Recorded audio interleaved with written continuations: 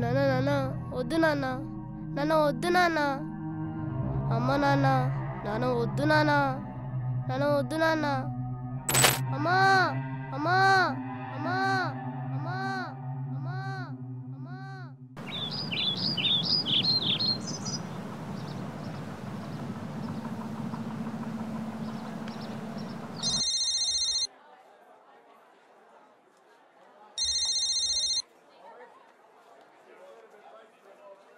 Hello, చెప్పు.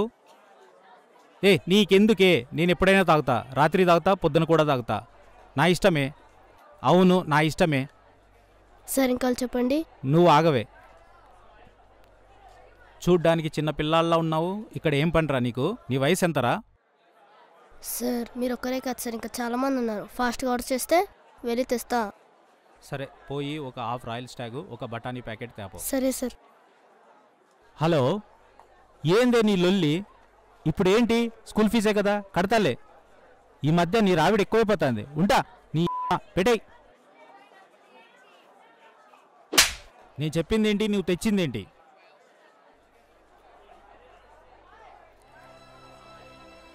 అది కాదు నాన్న, ఏదో కోపంలో కొట్టానురా, సారీ.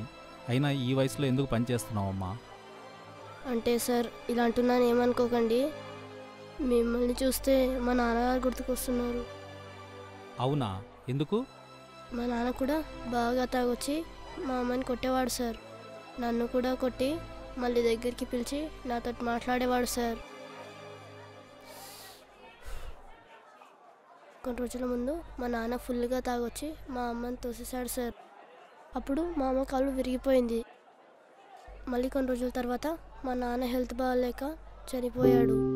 అప్పటి నుండి నేనే మా అమ్మని చూసుకుంటున్నా. అందుకే ఇక్కడ పనిచేస్తున్నా సార్.